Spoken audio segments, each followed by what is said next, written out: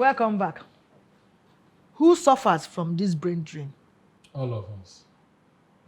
Both the masses, the government, and everyone. All of us. Because before now, when we had dollars in excess, when CBN, everybody, you can just enter any bank, you go and apply for dollars.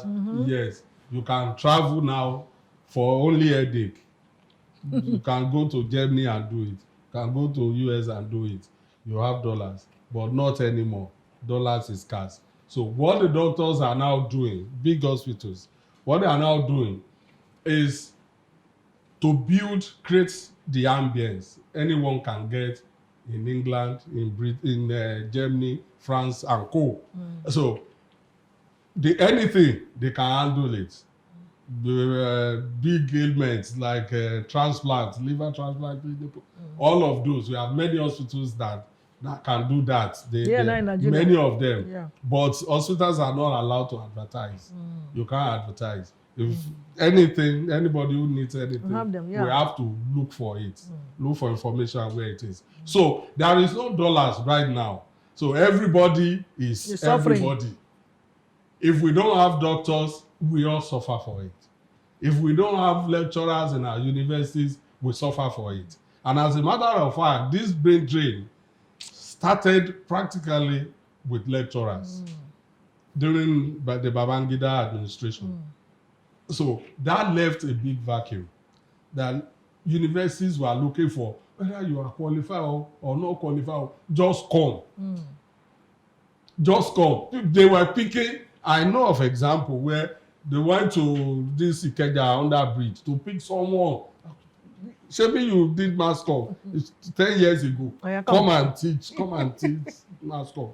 You know, the vacuum, the professionals, those who are trained, even with government money, scholarship all over the world, they have to leave. Because that is when the take-home pay cannot take me home balance was created. You know, so all of us suffer for it. If we don't have doctors, we need healthcare. Who provides that for us? It doesn't matter that our universities produce them on a yearly basis. No. They are greenhorns. They can't take big decisions as regard people's health.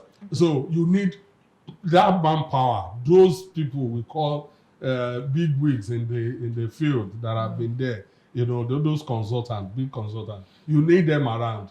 But if they have gone, what do? We need our teachers, qualified teachers, trained teachers. But when they have gone, we train our children. So all of us, all engineers, we need to build our roads. Look at our roads everywhere. Government needs to bring more of them and see how we can make our road motorable, you know. But if they have gone, who handles that? That's what I'm saying now. That is there no way this movement can be stopped? Because it can be stopped if government do what they're supposed to do. For instance, they are agitating for increments in salaries and all that to make their working condition better.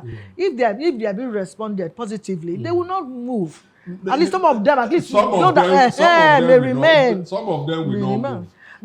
Because this now, my brother, you know, before I thought it was only the youth, so the young ones. But now both old 60 old people now 60 years are moving. I say, at this age, want to japa. You know, so it's really deepening, getting worse. We have Minister of Education and all these people put in place. What are they really doing to see, no, this is a slap on our face, Nigerians. What do we do to stop and put our people here and let them do what they are being trained for? They're just looking and who won't go, make it go. And we are losing a lot. That's why I asked, who are the ones now? Well, as both masses and government, all of us, as you said, it's affecting everybody. So there should be something that will be done, like I said. Do something. But we also have to make it clear that sometimes we're also facing currency war. Currency war is a tool in international relations. Our currency cannot compete where you have dollars and pounds. I understand. So even if government puts all these things in place, it will take miracle in the face of pounds or dollars. If someone is saying, don't worry, you get $20,000 per month, I say, what will first ring in your head is, exchange rate. Multiply by 9. Not even the bank rate, the malam rate that Tejo is what we are thinking. So, wow, this is big money. Yeah, big money. No. How many years would I serve in Nigeria before I make this? So sometimes it's a currency war. And that is where the Britain, the US, this is where they are gaining. All over the world. That is how they approach them. Because it looks attractive. Dollars is the currency of the world. It's used for international trade. So when you see that, know how it will take miracle for you not to move. But some years ago, mainly after the Civil War, which some of these children were not born, we have a time when you $1 to one naira. To early 80s. Yes, early 80s. To early $1 to 1 naira in this Nigeria. I think the SAP program of destroyed everything. General Babangida destroyed so many things. Because when you go abroad, you meet IMF, World Bank, they will give you condition if you need money. Like now, like we are doing, that we want to borrow $800 million. Can you imagine? For vulnerable people. Which vulnerable? When you have a few days to it won't just come. That money won't come when President Buhari is in power. Because so many things will be put in place. Those people will also give you conditions. If you want us to, you must devalue your naira further. That's the thing. You must not do business. For instance, you see that African countries, one of the things that have created deep poverty in Africa is the fact that African countries cannot trade between themselves. Angola is refining oil. We need oil. We don't have to go all the way to Russia, Ukraine, where their war will affect us. Shouldn't affect us. We have fellow African countries that are refining. If need be, we should go there and do it. However, it is not that simple. Yeah. It is not that simple. So, because the agreement you're saying that they have with the so you see that we are fighting not just against welfare issue in Nigeria, low salary and all that. We're also fighting international conspiracy. Across Africa, not just in Nigeria. Across Africa. That is why poverty is rife in the continent. Because you can't trade. So it's a deliberate plan for these Igbo people to deal with us. You will rather go abroad, do business with America and its allies, than say you want to come to Nigeria and trade. There is competition. Even with African and even countries. abroad, they pay a lot of bills. Yes. And because this well structured, you can't evade it. You cannot run away from the bills. You must come because they have structure. They trace you. It's not something you say, I will pay this month, I will not pay next month. As you are all the money they're making here is than bills. They pay a lot of bills abroad. Television, you pay. Everything. You can't just say you have TV. No. That's why many of them now watch all their programs on their laptop. If you carry TV, enter your house, you will pay. You pay tax. Okay, finally, how can we tackle these precarious challenges now? What do we now do to at least to reduce this movement to a minimum? Well, it's to the next minimum because it's all encompassing. Number one, part of what African countries, because only Nigeria can come together. First and foremost, this currency conspiracy, we have to defeat it first. Yes. We may not entirely defeat it, but reduce the impact. Because if you look at it, there was in 1978, there was a program called New World Information and Communication Order. WICO, for those who may study communication. The essence of that seminar, what I will call international talk show, is that Africans were being reported, developing countries were being reported negatively. See? It's still happening. You see that any issues that have to do with crime, death, sickness, they will make it to CNN. But where Nigerians are doing well, discovering, manufacturing and all, they will hardly make it. So that fight had been on since 1978. How to discredit Africans So, and bring them low, continue to bring us low. If developing countries can stand up as far back as then to say we need a new world communication order, there is imbalance in the way we are being reported. You know that at this our time, it is important that we also ask for new world economic order. If I want to transact business with Ghana, dollar shouldn't be our means of trade. Yes. If I want to buy my petrol from Angola, you shouldn't ask me to for dollar or pounds. dollars. No. You know, and then Africa can now have one common currency they can trade. Now, what I wanted to ask now, what is the real function of OAU, Organization of African Unity? Because that's what that we have AU, African Union. Yeah. The difference is just that it's a name change. From OAU to as AU. we have European Union, they say we must have African Union. But African Union cannot do what European Union is doing. You know, no, like you suggested having a common foreign yes, it's important. For Africa, it's important. It's important, but the discussion will not be held in Africa.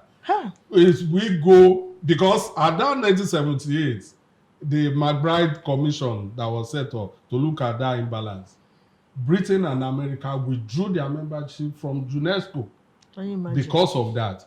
So somehow, if we start such discussion, expect that pressure will come from US. I understand. It will come from Britain. Yes. It will come from France. All these big countries. It will come. Before you know it, continue suppressing we will us. drop it, and we will continue from that circle. Continue suffering. So, but we need to break it. Yes. Break one out. way of solving that brain drain is to ensure that there is little gap in currency, little disparity. Yes. As we have it, the disparity is it's high. Too high. It is tempting.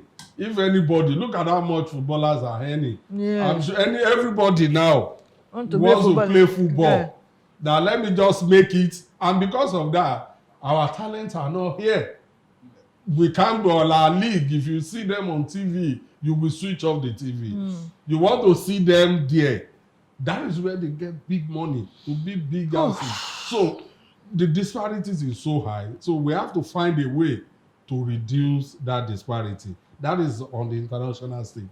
Right here, patriotism, yes. Then inequalities, the ethnicity, all of those. So we must have system of excellence where anywhere you are as a Nigerian, anywhere you find yourself, do your best and you will be rewarded adequately according to your. So all those things we do, ministries, if you want to kill, then as we are talking about international discussions, we should also have discussions with our ministries, civil servants at state and federal level.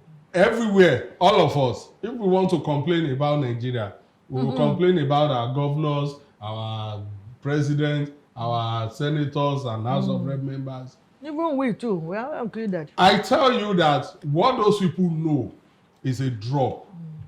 What the PAMSEC, the permanent secretaries, the directors, the civil service, what they know, they sign unimplementable contracts on behalf of Nigeria. That will be difficult. Nigeria, you know you cannot implement this, but they will sign it, knowing that for you to get out of it, you pay heavy fine. And from that heavy fine, they must get their own. You know, the evil people that we need to deal with, as we're talking about politicians are just a drop of our problem. But civil service, and they are so protected to the extent that no matter what they do, you cannot fire them. Even if you discover that they have stolen money, you still cannot fire them. Really? Yes, you cannot fire them. The process is so high that they are protected. What kind of immunity is that? They are so protected that a president cannot remove a messenger. He cannot. He may not like him. He may say, okay, I can't work with you. The person will be coming and resuming under the tree, but he won't leave. Yeah. This is So serious, that I frown at that, because if you remove someone for non-performance or for any infraction, you have to replace the person with a Nigerian. A Nigerian is jobless, wanting to work. Then someone is messing the system up. You cannot fire him. A governor cannot sack a messenger in our civil service, no matter the offense. This is serious. President Buhari cannot sack a messenger. So thank you very much for the answers, for your contribution so far. We will take a break now, and then we'll come back into our question and answer session. Vivid View. Say it and do it.